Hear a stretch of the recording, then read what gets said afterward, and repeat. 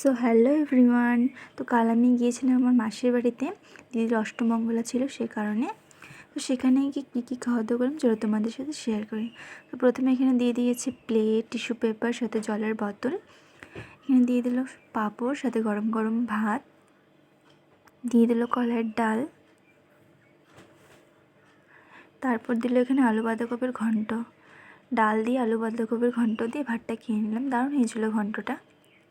তারপর এখানে দিয়ে দিল পাবদা মাছ, সর্ষে পাবদা।